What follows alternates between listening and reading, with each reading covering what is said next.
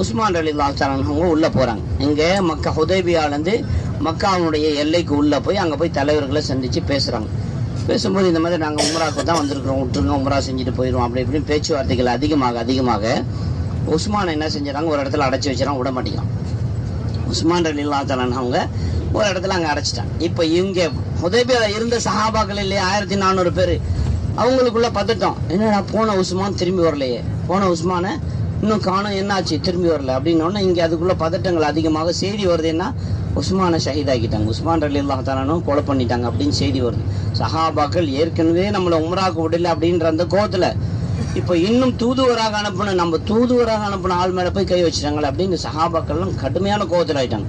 கிட்டத்தட்ட ரசூலுல்லாவுக்கும் கோவம் வந்துருச்சு. ரசூலுல்லாவும் கோவப்படுறாங்க, எப்படி ஒரு தூதுவராக அனுப்புற பேரை போய் கை வைக்கலாமா? தூதுவராக அனுப்பி இன்னைக்கு வரைக்கும் அந்த சட்டம் இருக்கு, தூதுவராக அனுப்புனவங்க மேலே யாரும் கை வைக்க முடியலாமா? தூதுவராக அனுப்பி இன்னைக்கு வரைக்கும் அந்த சட்டம் இருக்கு, தூதுவராக அனுப்புனவங்க மேலே யாரும் கை வைக்க முடியாது. அந்த மாதிரி தூதுவராக அனுப்புன மேலே கை வைக்கிறாங்களே அப்படின்ட்டு கோவம். இப்போ ரசூலுல்லாவும் சஹாபாக்களும் என்ன ஒரு ஆலோசனை செய்கிறாங்க, என்ன செய்யலாம், உஸ்மான் நிலைமை இப்படி ஆயிடுச்சு அப்படின்னோடனே ரசூலுல்லாஹ் எல்லாம் ஆலோசனைக்கு பிறகு சொல்கிறாங்க, சரி எல்லாத்துக்கும் நீங்கள் தயாரா அப்படின்னோடனே சஹாபாக்கள் எல்லாம் என்ன சொன்னாலும் தயார் யார சொல்லலாம் அப்படின்ட்டு அப்போ ரசூலுல்லாஹ் கை நீட்டுறாங்க. அப்படின்னா உங்களுடைய உயிரையும் தியாகம் செய்ய தயாரா அப்படின்னு சொல்லி ரசூலுல்லாஹ் தன்னுடைய கையை நீட்டுறாங்க.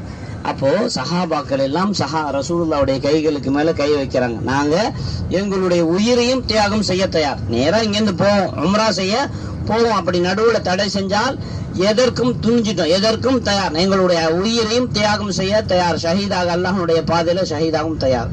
இதில் இந்த நேரத்தில் ஹஸரத் உமர் ரலியல்லாஹு தஆலா என்ன சொல்லுவாங்கன்னா, ரசூலுல்லாஹ்ட்ட போவாங்க, ரசூலுல்லாஹ் ஏன் நம்ம இன்னும் பயந்துக்கிட்டு இருக்கணும், போவோம், நம்ம ஷஹீதாவுனா கண்டிப்பாக